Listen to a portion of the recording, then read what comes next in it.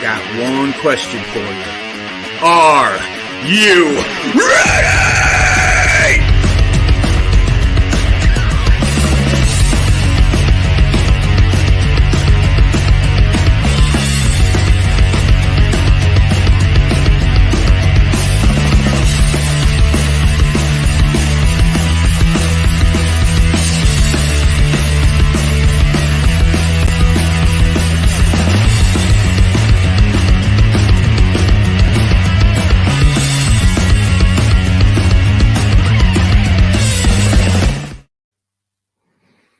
Hey, what is going on? Everybody out there is so good to be back. And today we have an amazing guest.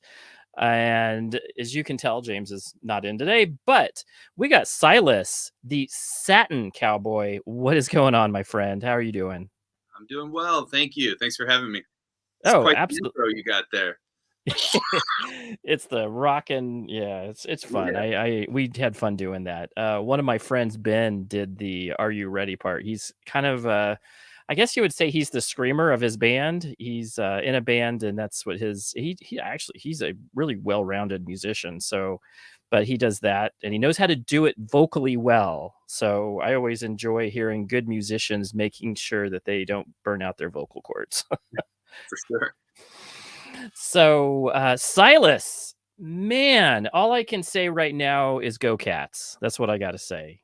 I am from Tucson, Arizona. I was born there, kind of raised there a little bit of my life, and then all of my family is still, a lot of them is still down there, living the dream of the wild cat. How are Yeah. you doing? So you were a cat for, you said 98 to, when did you graduate? 2003.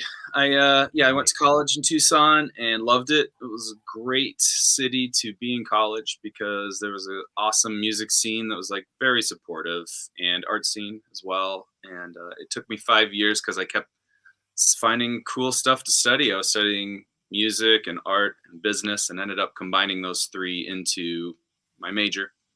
And I loved it there. The music school also had a recording studio, so I interned there for a couple years, and just a fantastic experience. I agree. And you know what's so funny is my parents went to college. My dad was he was in college until till he was 30, I think.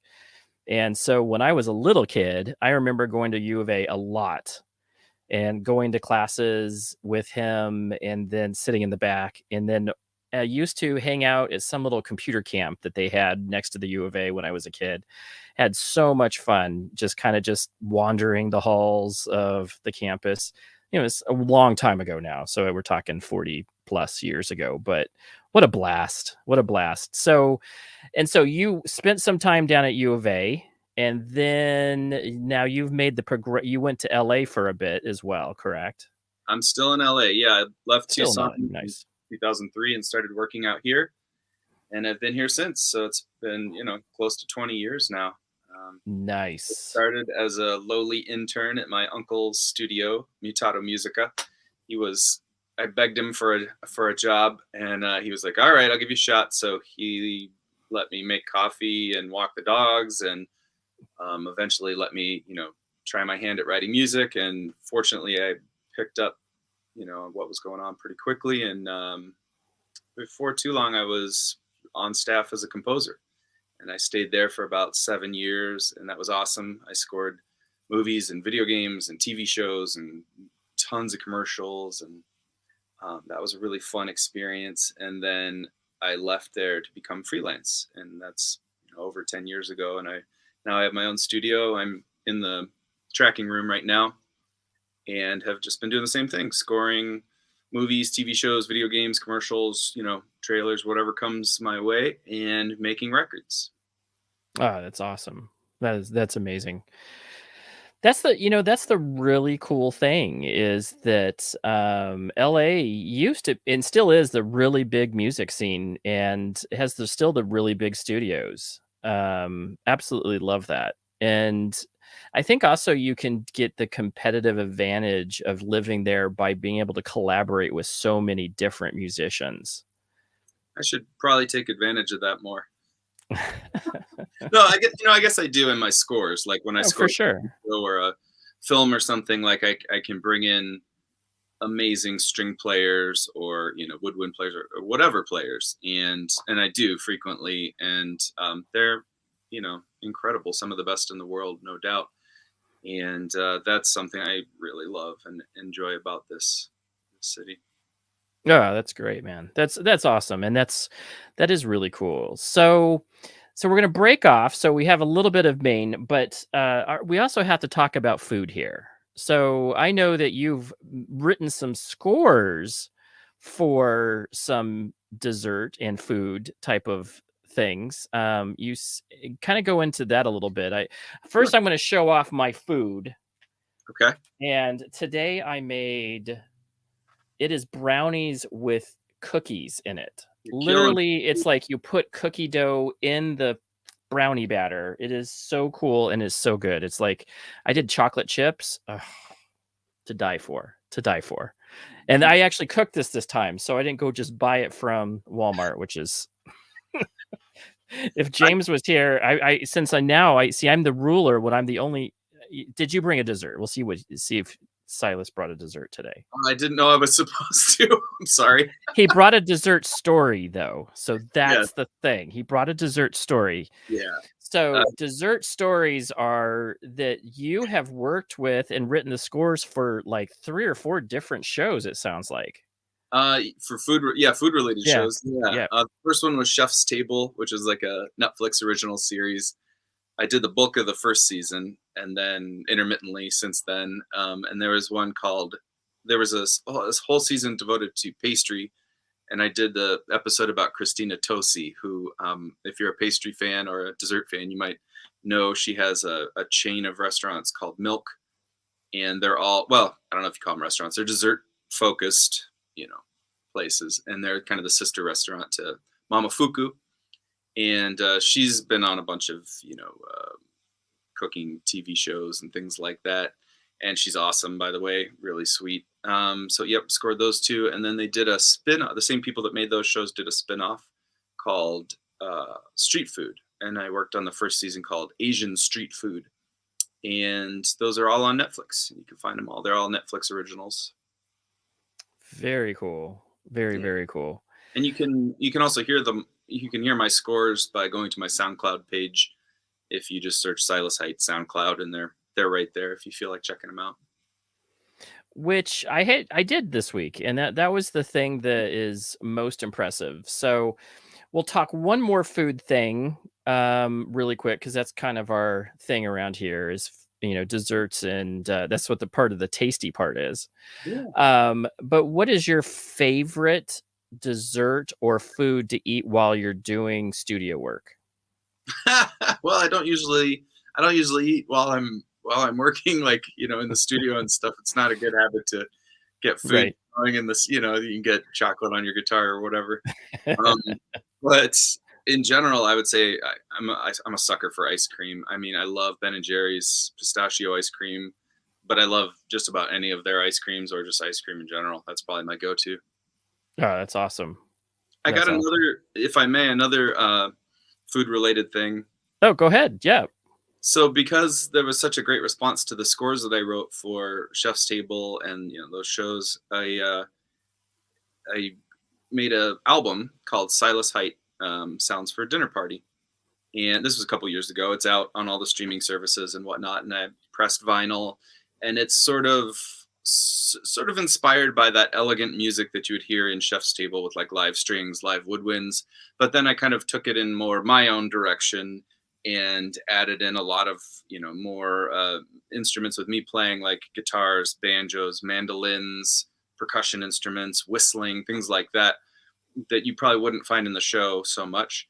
Made it sort of my own, and the premise of the record was you're supposed to put it on when you have a dinner party. And it begins with a track called Petit Aperitif, and it's just sort of a short track, just a little kind of a little sweet thing to pull you in. And then the music starts to come to life a little bit more, and it gets a little bit more animated, like the conversation would around a dinner table. And there's instruments sort of talking back and forth, melodies being passed around. and then the towards the end of side B, it starts to slow down a little bit, get a little mellower as people are, the food's kicking in and they're starting to relax. Maybe they've had a glass of wine or two, and then the last track is called it's a digestif, and it's sort of it's a slow kind of nice short string quartet piece, minute or two, that just sort of is like a nice wrap up to the whole dinner. And music's very like melodic, very accessible. Even though it's classically informed, it's there's a lot of melodies that'll stick with you and that kind of stuff. But that came from the whole food, just being pulled into a lot of those food shows. And in fact, during when the pandemic hit last summer, when lockdown started, I was contacted by the Perth Symphony Orchestra, who I have a relationship with, and their musicians weren't performing, and they were just sitting home, and we were all looking for things to do. And they said, "Hey, we'd like to perform a piece of yours from that album through that app Acapella." I'm not sure if you're familiar with it, but you've probably seen that or something like it, where there's a lot of different musicians playing. Oh, yeah. Each, and it syncs up, and it's and they play it live. And anyway, so they did that with one of my pieces, and so I wrote a score. It was a track from the album, but came up with the score specifically for what players were available, and and they performed it last summer, which was really cool. So yeah, the food and music thing seems to be seems to work well together, be popular. I think it does. And I think that, so the interesting thing about food for us is that I was a hospitality major in college. I went to NAU. So he went to U of A. I went to NAU, which is Northern Arizona University. And they have a huge hospitality program there.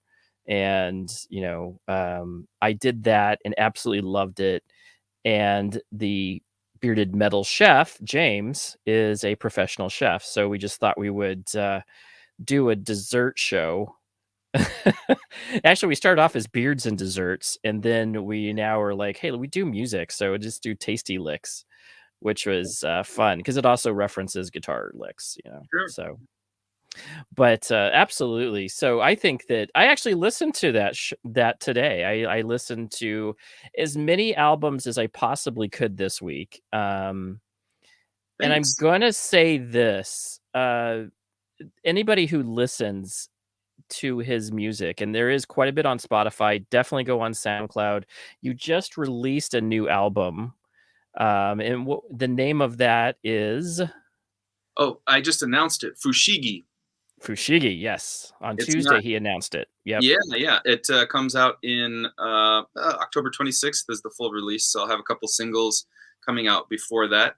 I had a very good friend, PR person, Nicole Good with Good PR, tell me that I need to release singles ahead of time because that's a smart thing to do, get people interested. And she was right. She helped me with my last record, Amigos, and it was an incredible experience, and a lot more people heard the music and got into it because of that. But yeah, Nicole's really good at that stuff, and she's been doing it 15 years, so yeah. This record, Fushigi, is actually, this is the first viewing of it. Nobody's seen it yet. Let's see. Oh, very awesome. Glare. Oh, let's see if I can get it without the glare. That's a little better. There you go. Very nice. So it's an very instrumental cool record. It's obviously vinyl, and let me show you. This is pretty cool. I got it pressed in Cleveland at an awesome place called Gotta Groove Records, and they did this. I don't know if you can tell, but it's translucent purple. Oh, that is awesome. Yes, I can totally see that. That is great. I love vinyl. Yeah, that is. As a treat to the people that tuned in, anybody that's interested, go to my website, silashite.com. You can contact me through there. Put email me and put Tasty Licks in the message and your address, and I will send you a free copy when this comes out. Oh, very awesome. Very cool. Thank you very much. I appreciate that. Sure. And be here. Yeah, well, I'm very happy to be here. And so we're actually, this is the one cool thing is that we get to talk music with folks. And, I spent most of my life around composers, specifically my dad, who's been on the show. And the one thing that I can say is how much the game has changed over the years. Hmm. And a lot of it has to do with digital, the internet, the services that are out there. What do you think is for you the biggest game changer that has helped increase what you do? Well, let's see. Helped increase what I do. Well, I would mean Or like change. made it easier for you to enter the market, or made it easier for you to publish, Okay. or Well, yeah. one thing that pops into mind is when I started this, when I started being a composer, web content was there was some good web content, but most web advertising or most web stuff was like, they would just steal music and use it, and the quality was fairly crummy from the production standpoint across the board, from video, the video quality to music to whatever. But as the internet has become, the gigantic monster that it has, and home for so much content, the quality had to improve with competition. And so as a result, um, music was also the music had to sound better in whatever people were making. And so there's been more jobs scoring things for the internet, for content that is just for the internet, which has been a really interesting change, and nice that there's more content out there. For example, I've done a bunch of Google Doodles, which are, if you go to Google, just to Google anything, the Google homepage, I don't know if you ever noticed, but sometimes the word Google is like a drawing or a cartoon or something. Have you? Oh, right. Yep. Yeah. So most of the time you just click on it and it goes to a Wikipedia page or something. But sometimes they're actually interactive, and there'll be like a video game that you can play, or a short movie to watch. And a lot of times, I'm often hired to write the music and do the sound design for those. And that's a job that didn't exist. I don't know, even That's 10 years true. ago. That's true. Yeah, so that's probably one of the biggest ways technology has changed. I think the other thing that's cool is obviously being able to write a song and put it up on Spotify, Apple, whatever, within a few days is incredible. Of course, that means there's a glut of maybe not great content, and so it becomes difficult to cut through all that. But I think the access to that kind of stuff is great for people. I like that. That's cool. So this is another good question you come from the studio land. So what's your favorite form to record in? Are you reel to reel guy, or are you like all digital? Oh, I have a couple of reel to reels that I play around with, but that's more for like experimenting, or like I just bought one and fixed it the other day, and my friend showed me how to make a tape delay out of it, and so I'll do that for fun, to mess around with, to inspire me, like, just creative inspiration. But for the most part, I'm just recording digitally, because it wouldn't really be feasible to record to tape for a film or TV show or projects like that. And if they need changes and things like that, I mean, you have to make changes extremely quickly, sometimes within 15-20 minutes. So a tape machine wouldn't really make sense. For my band projects, it's mostly just me, like solo type stuff. I would love to do more tape stuff, but again, I tinker so much with things. Like I may record 10 instruments before cutting it down to just a couple or whatever. And I do like the flexibility of digital and being able to tweak it, very easily and very quickly. Oh, that's awesome. What is it that you feel, or what system are you using, or what audio tools are you using? Are you using Pro Tools, Fruit Loops? What are you using I to? use Logic mostly. Okay, I've Yeah, heard that. it's a great program for scoring to picture. Oh, very cool. Yeah. Very cool. And so now this is the interest. So you've written now. Are you primarily, your biggest business is doing scores for different music, for different TV shows, different movies, maybe something else that's out there, that's some other form of media. But how do you start that, and how are you? Is there like do they call you, or are they like, hey, I know you worked with so and so? How does that work now? How do you Yeah. apply for these jobs? I've never seen how that works. Yeah, you It's don't. always been interested. Yeah, you don't really apply for them. They're not like listed, and you send an application out or whatever. It Right. doesn't really work like that. Sadly, maybe. But yeah, I do a lot of film. Most of my income, I guess, comes from film, TV, video games, commercials, scoring those, and then I guess web content of various sorts. But most of the time, you get those jobs from people having heard your stuff and liking it and reaching out to you. But I also have had to do a lot of. I'm a freelancer. It's just me. My company is just me. I do a lot of reaching out to people I want to work with and sending my music, sending my reels, which are like, scenes of things that I've scored or examples of my work to Oh, different, very cool. uh, producers, directors, editors, companies. Now it's difficult to get that contact information most of the time, but that's what it boils down to. And then also, one of the perks of living in Los Angeles is there are a lot of people in the entertainment business out here. And so actually physically going out and meeting people and making friends and helping each other out, make connections that way. Very cool. Very Yeah. cool. That's the fun thing about being a musician, is that you get to meet all of these people that are so inspired to do this and to be a musician, period, at a professional level. There's just a level of professionality and passion that goes into it. Yeah. And And yeah. No, go ahead. Sorry, I didn't mean to interrupt. no, but the passion that you have for it that's the best part about this, and that's why we do it. That's why we love hearing about your passion. What helps you create a score? What is, you're like, when you go through, you're like, hey, they just asked me to do this thing. For what goes through your head, and what is your kind of your style to go through that? Well, a lot of times they'll tell you what they're looking for. They'll give you a pretty clear indication. Like, for example, Chef's Table, they were like, we're going to license a couple of well-known classical pieces of music. We want the score to sort of fit around that so that it, sounds like it's all from the same world. So that tells you right there what your palette is. Then you find out what the budget is, and you figure out, okay, well, I can't hire a whole orchestra, but I can hire this many players, and I play these things. So put that together, so that answers a lot of questions right there.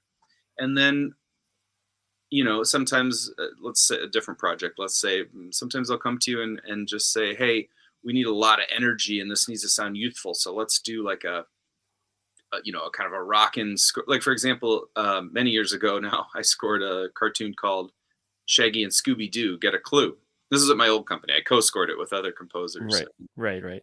And it was all kind of like, I don't know, for lack of a better descriptor, Green Day style punk. So it was more like pop punk, I guess you'd call it. You know what I mean? Not like there wasn't a lot of, it wasn't super messy, but there also wasn't a lot of like shredding solos or anything like that. It was pretty much chording, like Ramones or Green Day or something. And it was because I wanted it to sound youthful and energetic. So a lot of times I'm figuring out what instruments I want, what style, based on just adjectives. So sometimes I'll have a call, maybe for a commercial, and they'll say things like, we want it to be quirky and we want it to be human. And then, so in my brain, I'm thinking, okay, what is quirky and what is human? Quirky can be a lot of different instruments.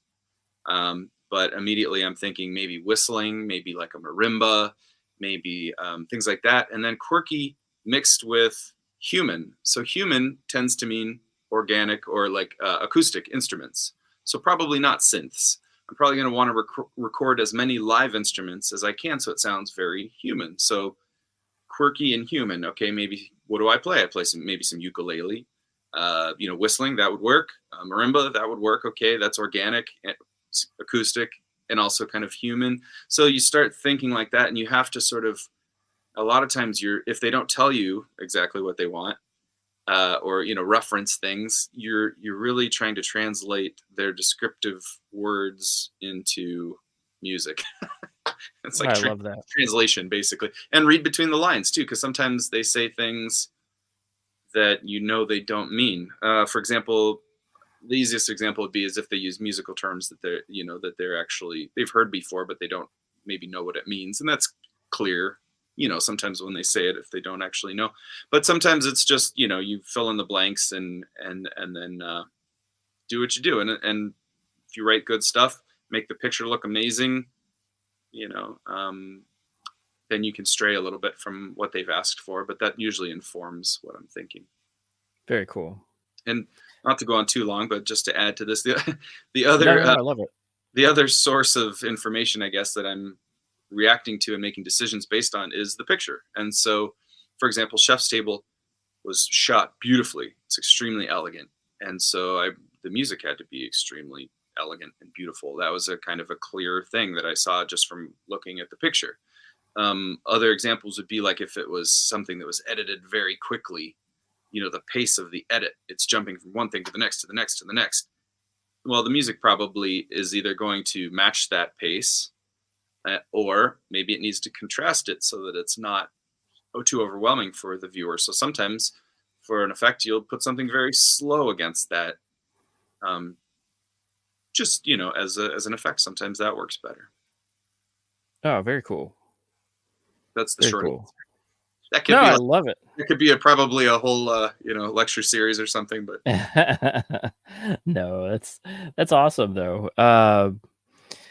So the other thing that I always think is very interesting is the fact that I think about my dad sitting in there, and how many hours do you think you're sitting in your studio going over and over again at you've kind of you're trying to come up with ideas, maybe you have some, maybe you're sitting there going, I have writer's block. How long does it usually take you to get into a song and then go, okay, this is exactly the rhythm, this is exactly the melody, I got everything down? How long do you think it takes you for an average?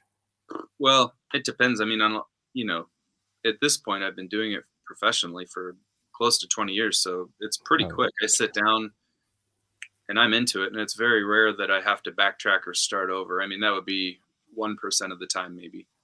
I've got a pretty good feel for it at this point. It doesn't mean I'm always right. I might send it to the director or whoever, and they say, hey, the pacing's too much. Could you slow it down, or whatever. But for the most part, I'm pretty much on top of it. And in terms of time, it has to do with the deadlines, because I'll finish it in an hour if I have to. But if you give me 3 more days, I'll take that 3 days, to keep tweaking it, trying things and experimenting and seeing if I can improve it. But I've scored things, maybe probably commercials in less than an hour. Oh, wow. That have won awards and been on television, and then other things will take months and months because there is no deadline. And so I actually prefer deadlines. And because the first job I worked at, Mutato, was, we had a lot of projects coming in all the time. It was very constant. So that's how I began my career. Was we have video game cues due at 9 a.m. We have a TV scene due at noon, a film cue due at 3, and some commercial demos due at midnight or whatever. And so I just got used to that pace, and so now I'm still used to it. But if for projects like the albums I make, I'm just making those for creative, fulfillment basically, and so there's no real deadlines. There's no record label. I'm putting them out. I'm recording them, mixing them, writing them, so those can take a lot longer because I don't have concrete deadlines and it's up to me. So sometimes I do wish I had a producer or something to be like, okay, you only have 1 week. I do set deadlines for myself to help keep it moving so I can, get to everything I want to. But that's cool, man. That is really cool. I enjoy that. That's very cool.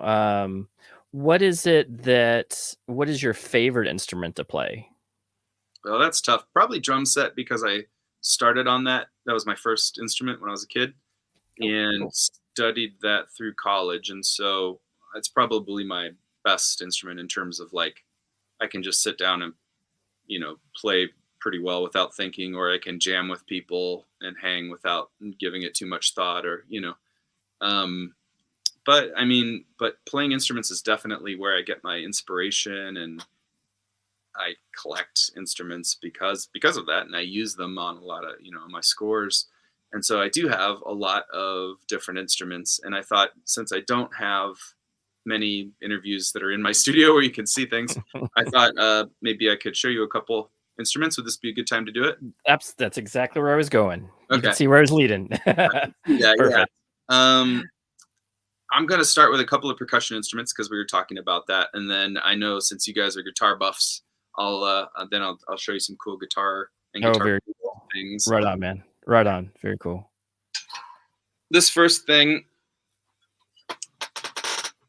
was made by a guy named Pete Engelhart, and he just makes custom percussion instruments. I'm hoping this isn't going to be too loud. I'm going to stand back a little bit just in case it is, but it's essentially a cowbell welded to another, like a cha-cha bell with some springs on it, and you can mount it to a drum set or whatever, or not. You can just play it with your hand. So I like to do just like maybe play rhythms on it, like that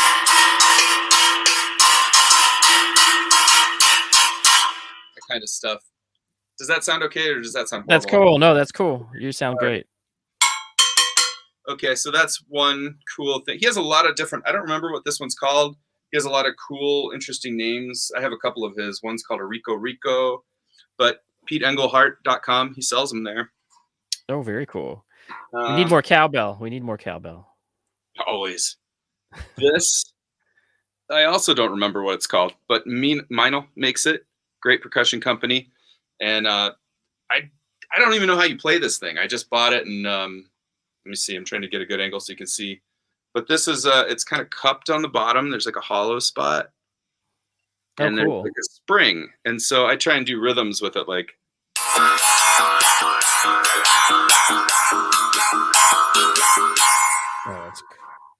that's crazy cool. Yeah. Of course, not every score allows you to do, weird sounds, and you have to be careful because those can be really distracting when people are trying to focus on dialogue or whatever. But like for video games, for example, a lot of video games that I've done in the past, you can get away with using pretty weird sounds because you're not competing with dialogue, There was one that was through EA, which was called Boom Blocks, and it was for the Wii. And it was cool. It was a Steven Spielberg collaboration. Like, he wanted to do a video game. And a lot of the music was just super bizarre noises and rhythms and a lot of vocal noises.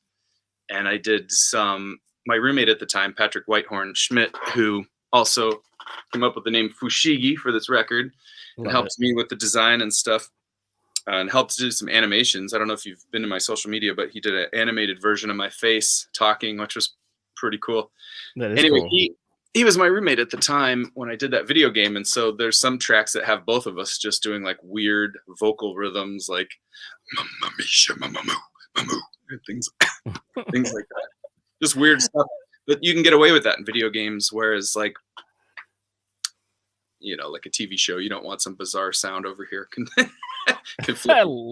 I love it though, because if you think about it, this is why I wanted to dive into this stuff, and it's so interesting because this is just percussion, and percussion is so vast in what you can use to make different rhythms, different sounds. I was listening to your newest album, and there was on SoundCloud, there's a couple of those songs that are just amazing.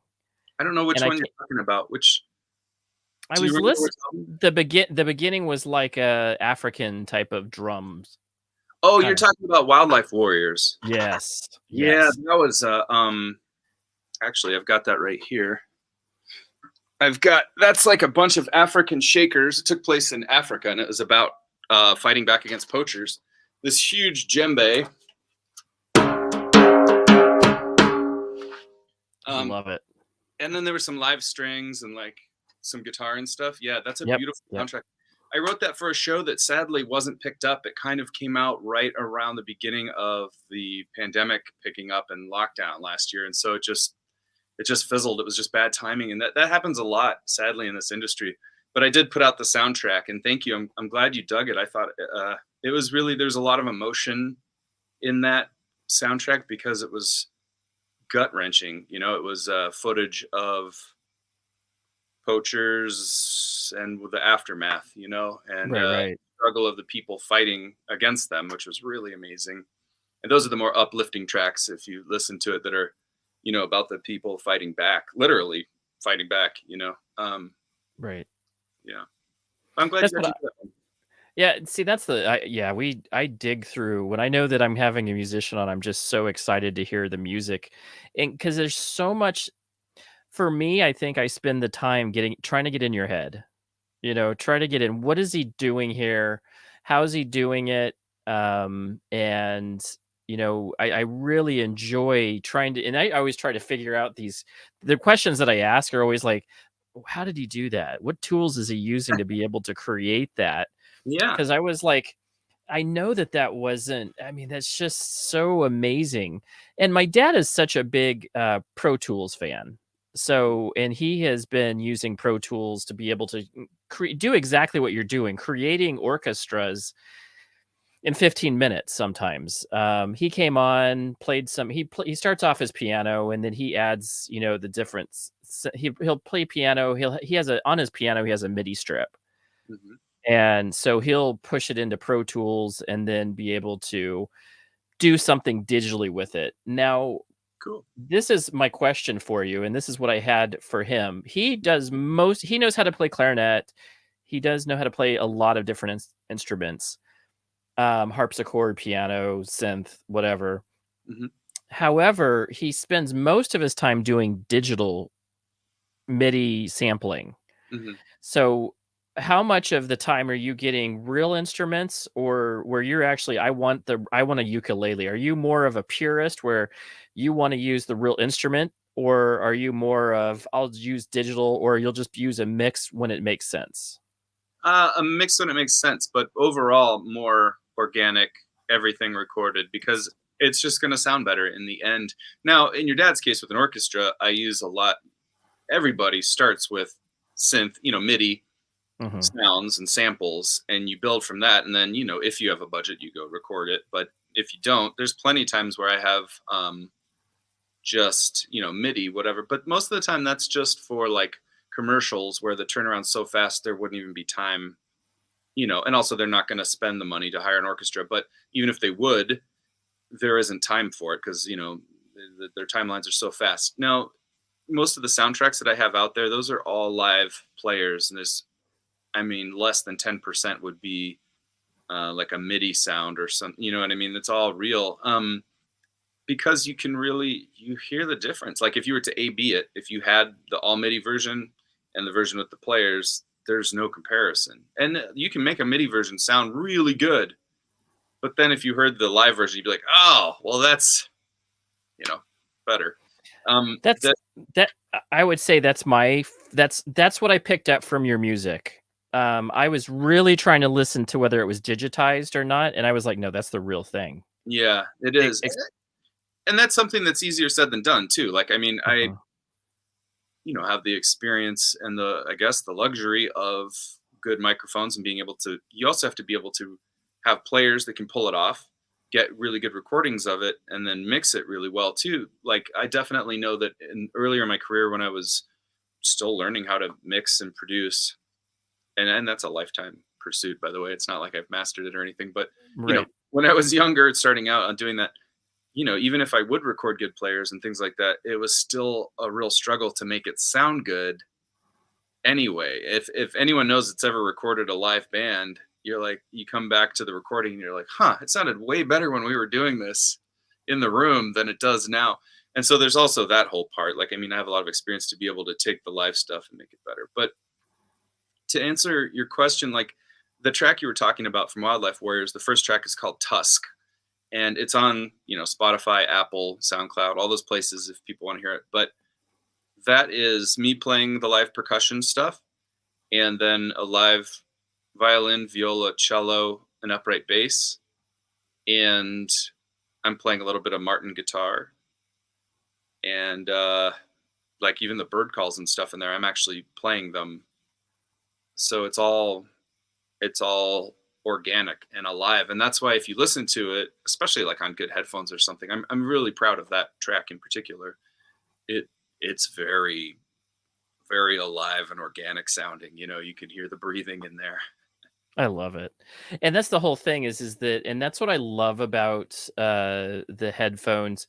What do you think about the industry moving into some of the new Dolby stuff where like for listeners it's going to be actually kind of expensive and they're kind of a push, and that's another major shift in my opinion if it goes. So it could be like my dad does 3D. 3D comes in and out all the time where it's a Yeah. gimmicky thing for a while, maybe trendy, and then it goes back out. But they're saying, and I've read some articles about new audio, the whatever Dolby is producing that is more lifelike sounding.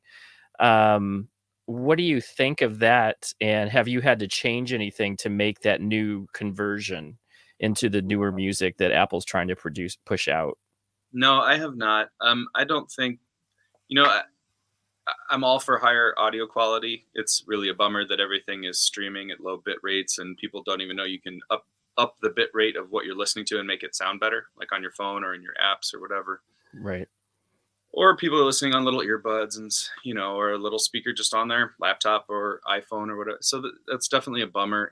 So I'm always all for things, audio quality being improved. That said, if clients start asking me for it, I'll start doing it. Until then, I'll believe it when I see it, because there's always these trends in audio, and there have been forever, where it's like, this is the latest thing that should catch on, and it's like, yeah, if audiophiles ran the world, that would catch on, but they don't. So I'll see what happens. Well, what I saw was the price of it. So when I see the price of it being like $5 per song to the end user, which somewhat makes sense. You're trying to recoup the cost of all this audio equipment having to be changed up, or you Yeah. have to going through a different processor to be able to create these sounds. But I just always wonder I wondered what your perspective on it was, because I know that, that's something that's hitting the industry, and a lot of people have weighed in on different points of view on it, whether they think it's going to take off. And, my dad is one of those cutting edge guys. He would love for all of that new audio type of the best audio experience that you can possibly get to come alive all the time. He wants it to be immersive. And that's kind of what they're promising is that this immersive audio. But I think if you get a good pair of headphones, I think that if you get like the track that you're specifically talking about is something that you feel immersive, you can hear the breathing. And I've heard it's almost like ASMR, to be honest with you, where you can hear it. You can hear the little pieces that make a big difference. And I think that that's just as good audio as I don't know what the new one sounds like, but I thought it was excellent still. Thank you. One of the reasons you can hear all that stuff is the way that I record it. Like, I do a lot of close miking on things so that you can, and it's excellent microphone and mic pre's help, but so you can hear the bow on the string, so you can hear the human, the fingers moving, those sorts of things, because that's what lets you know it's real. And that's, and whether people hear it or not, like, you don't want it to be so loud that it's distracting, obviously, but a little bit of that just adds to the humanity of it, whether people realize it or not. Most of the time, probably not, but they just realize that it sounds good and they're drawn to it for some reason. So that's the reason I try and always put live playing. Love it. Now, what is your preferred mic? I'm going to have some audio heads. I'm a big audio buff. I've just started getting into it. What is your preference in?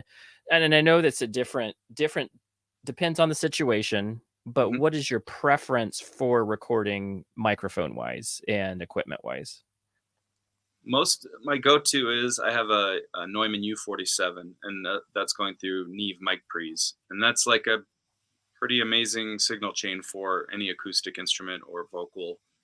Pretty much, it's going to sound great. That's my go-to, and then I use Earthworks mics on my drums.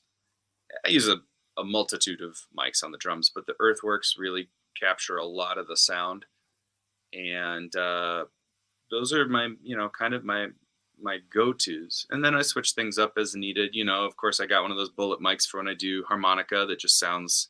That's what you're used to hearing for harmonica, and sometimes, you know, SM57 from Shure on the snare drum. Hard to beat that sound. Everyone's used to hearing it, you know, including myself.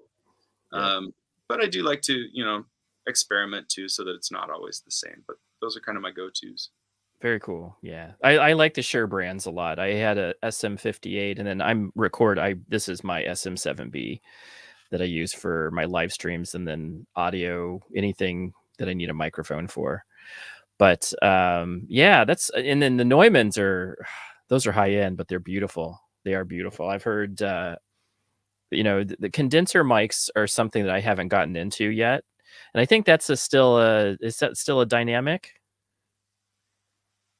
I don't remember if it was a condenser or whether it was a dynamic mic, but Neumanns are really great. And then what is your favorite thing to record? Are you like a big strings guy, or are you more of the percussion guy or vocals? I love recording. I like recording myself. It's fun because you're really in control, and, you know, it makes you a better player, even if it's frustrating. But in terms of recording other people, yeah, like the session players I have come in are just so good. That's always a treat. But I do love working with vocalists. I always have a great time when I have vocal sessions. I don't know why, but it's just fun. And a lot of times the singers haven't. Well, I like working with vocalists that aren't like maybe doing sessions all the time. Maybe they're in bands or whatever, and they're a little less studio experience, and so they come in and sing through like a Neumann U47 and Eves, and they're like, "Oh my God, I sound amazing!" You know, and then they're like really excited. And I like producing vocalists. Makes I don't know, it can be exciting. Oh, we have a chat function happening. We do have a chat. Yeah. We have somebody who just kind of laid in some very interesting. Still only have 2 ears. I agree. So far. So far. I think it's interesting. So this is what I remember the first, and I told, I was talking to Nicole, and we have a very distinct memory of my dad trying to play immersive, and this was back in the 80s. So he bought this box that if you were in one part of the room, it was supposed to make it immersive. So her big thing was if you could play, especially Pink Floyd. So this was Pink Floyd, when they record, you can hear all of this. It's very well recorded, and it sounds like, especially if you play The Wall, it sounds like it's going around the room. And it was made for speakers were around a stadium, and that's kind of the way that they wanted it. But you can hear it kind of go around, and that's the one great thing about headphones now, that you can still somewhat pick that up because they're headphones. Sure. And they can do that a little bit better, especially a good quality headphone, which now they seem to have. You know, if you get a pair of Beats or AirPods, you're fairly okay. Yeah. But that's what I loved about, and I still think it's very immersive. You know, it's very crisp. Your song specifically, I love the way I do like the close mic. I do like where you're hot micing it, and then you can hear the instrument. I was playing a Taylor the other day, and I'll tell you, the Taylor sounds really great. You can plug. You can do, it has the plug to go into, your amp or something. Mm-hmm. But I think hot miking still sounds so, and I think it's exactly what you're talking about, especially like when you're sitting there strumming and you can hear the hands hit the strings. You can hear the movement of your fingers going across the strings themselves with that kind of a scraping, I used to listen to my mom, and that's what I remember, the scraping, kind of almost like you're scraping as you're moving your finger up to go play the next chord. Absolutely. I think that, to me, that is what music's about, is that kind of experience. That's what playing an instrument should sound like to me, because otherwise it sounds like you're just once removed from the experience to me. Mm-hmm. Well, and that's an interesting thing about orchestral music. If you're listening to a recording of a full orchestra, is you're not going to have that sound because there's so many people. you know, it's more about this giant ball of Right. sound, whatever, you know, and it's mic'd further away. You can't individually mic every person and hear that Right. much detail. It would be too much detail. So it's an interesting contrast between that. And the way I Sure. think about it is, since I am not dealing with that a lot of the times, it's just, you know, maybe 5 to 10 instruments or something like that. And I want to hear that detail, you know. And It adds to the same with my albums. Like I've sort of applied that philosophy to those, and that's just what I enjoy hearing. I like being able to listen to a record or a score and follow each instrument and hear what it's doing and what that person was playing, you know, and have it be a clear picture. I love that. And that's the exact thing that I think that it's, we think music, but there's a picture that you generate in your mind when you hear music. Yeah. We have this picture in our mind about what it is, and I love to being picture. My dad would have pictures, and I think it was like colors and things, Mhm. and he would love to generate that when he was listening to music. But I always think about how you can feel the musician doing this and what they were feeling and the emotion that was derived out of their passionate, this is what I leave the world, is this piece. If this is the only piece that I want to make it sure it's everything. I leave it all on there. And that's I think that's the type of Yeah. passion that I love about musicians, is that they're leaving it all out there. You don't know whether this is going to hit or it's going to bomb. You never know. It's just something that's inside you producing. Now, granted, you've been doing it for a while, so I'm sure that you definitely have the technique down to be able to create hit after hit, but it Wow. took you a while to get there, right? I don't know about hit after hit, but I mean, I definitely try and hold myself to a bar of, you know, quality and consistency. That's good stuff. And I It mean, really is. I mean, I said, you know how I said earlier, I never go backwards or get rid of or whatever. There are times when I will write stuff that, you know, I definitely think is not as good as the next thing next to it or whatever. You know what I mean? So, like, Mhm. for example, if I'm creating music for an album, I might have a couple of tracks that I'm like, you know what, they're not quite up to par with the other ones.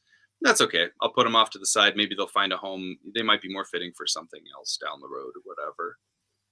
But yeah, you know, try and put my That's all into it for sure. Well, I can tell you do, and there's no doubt in my mind that that's the case. So the next thing is that we talked about some unusual guitars that you have. Yeah, I know you guys are guitar heads, so I have a couple of stringed instruments that I wanted to show you. I put 2 of them up behind me. Cool. Oh, we do have a question too while we're Use real taiko drums. On Fushigi. On Fushigi, I rented real taiko drums and I played them here in the studio. I took some taiko lessons. And for those of you that don't know, taiko drums are Japanese drums, and they're range from fairly small to gigantic, 800-pound, you know, made out of a piece of oak drums. And on this record, okay, so a little bit about this record briefly is it's a concept album. The first half is an underwater journey from California to Japan. And that's why, you know, you've got the underwater thing going there. And the music is very dreamy, underwater-ish. And then the second half, the B-side, is my memories of visiting Japan and traveling around Japan. And so the music isn't Japanese. It doesn't sound like Japanese music. It's just, there are some Japanese instruments in there. So to give you a little bit of a sense of location, like taiko drums, koto, shamisen, things like that. And actually one of the instruments, I'll show you this in a second, that's on there is this. This is called a guitar viol. And it's wow. handmade by a guy named Jonathan Wilson, I believe is his last name. And it's Toga Man is his brand. And he hand makes all of these. And it's, for a quick description, you'd call it maybe a cross between a guitar and a cello. But you fret it like a guitar, or the notes are placed like they would be on a guitar. But if you can see the fretboard, it's a piece of pressed plastic that allows you to slide without hearing the fret noise. So it sounds like a fretless kind of thing, but there is an impression of the fret so you can visually see where you're at. And then the neck is curved. And so you can bow it, because if you've ever tried to bow a guitar, you know, they're flat, and so you can't really get to the middle strings very easily. So this is on Fushigi. I played this quite a bit. I do a lot of like plucking, like almost pizzicato type sounds. Like, now this is an acoustic electric, so it's meant to be plugged in. So Oh, I will cool. plug it in when I record, and you get more sound than we're hearing right now. But also, like on Wildlife Warriors, I had just gotten this, and I used it a lot for like tremolo sounds.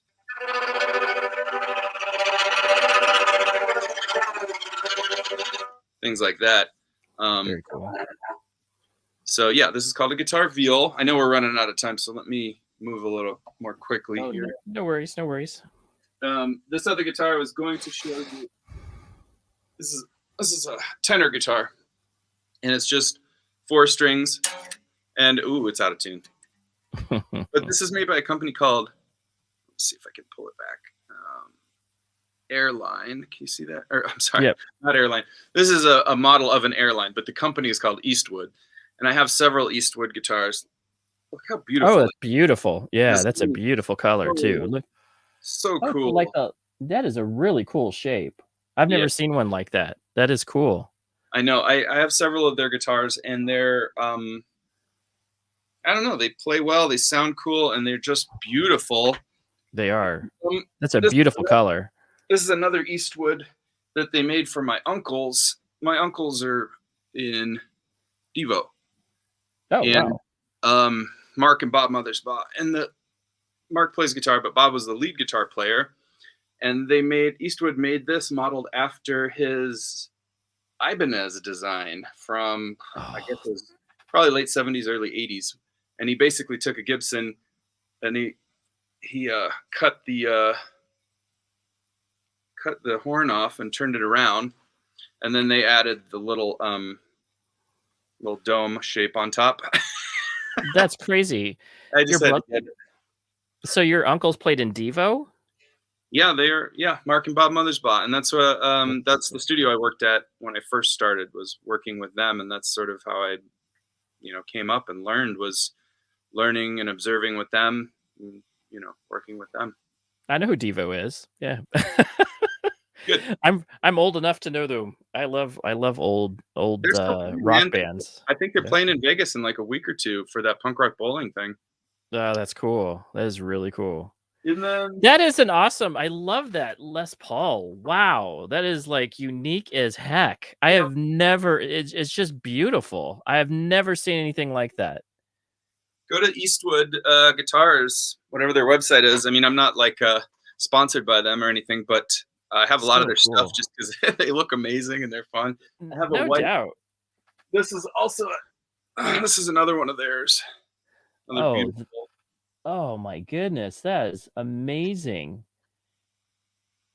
It almost is like that looks like a Les Paul with some sort of like crazy. That's a crazy thing on the pickups. Well, it's modeled after the Airline guitars. Yeah. Which were kind of I don't know. I think Jack White kind of repopularized them, but it's plastic and it's light, so it's easy to play. But I use it for a lot of Western type stuff. It's got a whammy bar, which is nice. But I'll be honest, I get more excited about older instruments. Oh yeah. And this is 1918.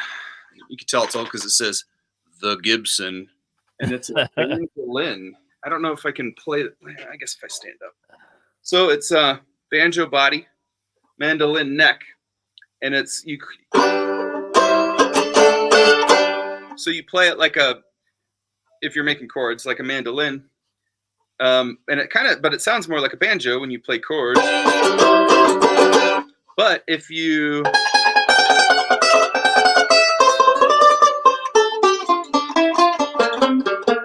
start plucking, it sounds more like a mandolin. Oh, that is so awesome. I do a lot of, the project I have called the Satin Cowboy and the 7 Deadly Sins is a lot more folky Americana type stuff. And I use instruments like this, and this guitar is kind of cool. It's very cool, actually. It's It was my dad's, and it's also a Gibson. It's from like 51. Oh, that's a beautiful. Oh my goodness. And he's a player as well, and Yeah. also musical. You know, it inspired me. It sounds like kind of like your dad did you. Yeah, for sure. And this is an arch top, and it collapsed around 1980, and he just put it in a closet or whatever for like 40 years. And a couple years back, I have a friend. It's actually friends with my wife who also played in a band. His name is Dan Johnson, and he builds guitars and repairs guitars, and is a guitar tech for the Black Keys, and like builds guitars for like, and plays with Sugar Rose and bands like that. Real guitar guy. I told him about this guitar, and I told him it was broken, and because he's such a close friend, he was like, all right, I'll fix it for you. I got a lot going on. It's going to take a while. But so he rebuilt the arch top, hand wound one of the pickups, fixed like all of this was broken and falling off, fixed that, new frets, set it up. It plays amazing. It's just beautiful. I didn't plan this, but today is the 1 year anniversary of the last Satin Cowboy and the Seven Deadly Sins album I put out called Amigos that Nicole helped me promote. And I posted on some of my social media a clip of a song that I played this on. It's called Looking Back. So if you find that album, Amigos, song Looking Back, I do a lot of finger picking on this. You know, more folky kind of. Love it. Absolutely love it, man. That is a beautiful, beautiful. Yeah, thank you. So I don't know. That's kind of what I thought I'd show you. I got more stuff laying around. But love it. Love it. No, this is beautiful. Thank you very much, Silas. This has been a really fun discussion. And it's always fun to, it's really fun to me also.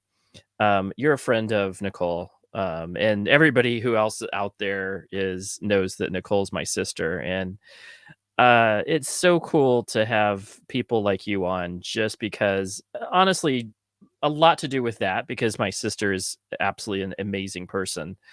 But the fact that she's so close to you and that you're doing all of this amazing stuff. Music is so important to so many people, and what you're doing and what you're producing is meaningful. And so I really, really, from the bottom of my heart, and I know James missed us out because he had some car issues going on into this, but this is really heartfelt. We appreciate what you do. This has been fun, and I could probably sit and talk to you about your instruments just for 3 or 4 hours at least. For sure. Because instruments are so unique, and it sounds like you have that same. My dad has that same passion, and it just brings me back to that. He has some African flutes where it's like these 4 holes. He plays it like it's the weirdest looking thing you've ever seen. Looks like a pipe organ, but you blow into it, and it has different lengths of tubes. And you just cover these little holes. And he played it on his first album that's out there on SoundCloud now. And it's just interesting because it's that same thing where this is a real instrument, and he's pushed it into his songs as, this is like kind of fusion. He'll be playing regular piano, just a good, a good grand piano. And then he'll throw in these little crazy instruments, and it sounds like you have that same passion for unique instruments that make unique sounds that you can't find anywhere else. And that's what's really cool about your music. And I can tell that what you're doing is amazing because of those reasons. That's you're finding ways to create better music with different instruments and also digitally. Thank you. There's so much out there. So we really appreciate you coming on and sharing your story. We'll have to have you on again sometime later in the once you release maybe something else. Again, what was the name of your new album? And when can we look forward to the release dates on it?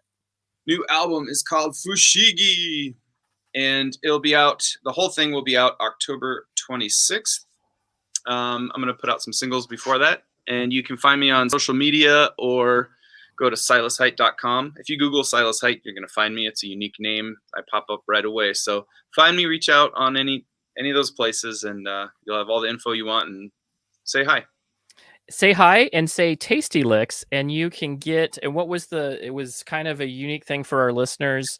I was just saying, the first person that wrote to me through my website and said put Tasty Licks in the message, I'd send them a free copy of the record when it comes out. There you go. Anybody who's out there, thank you again, Silas. This has been a blast. Go Cats. We will have, we'll definitely have you on again if you have a chance. Not too busy. I know that it's just going to get busy for you. Think the world is opening up, and I'm sure that as the world opens up, it's going to get busy, crazy. So I look forward to hearing more from your music. And again, we are on Spotify as Tasty Licks Music, and you will find our Spotify list with Silas's playlist with some of his tracks on there. And again, once you're part of the Tasty Licks family, we promote the heck out of you as much as we can. So as we see new stuff come in, we'll throw it onto our Spotify. We'll throw Instagram. Like today, you did your post on your 1-year anniversary for your Amigos album, and we've already posted it and we're sharing it. So we just absolutely love that. And next week we'll have another guest, and we will enjoy some more Tasty Licks. We'll talk to you later. Okay. Take care. Thanks.